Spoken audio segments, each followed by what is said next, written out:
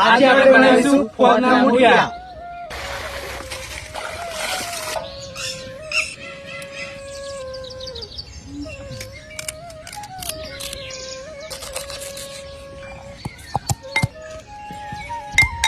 બાજરીનો લોટ, ચણાનો લોટ, સમારેલી ફોજ, આદુ લસણની પેસ્ટ, લીલા મરચાની પેસ્ટ, હળદર, લાલ મરચું, ધણા જીરું પાવડર, મીઠું, દહીં, તેલ, પાણી,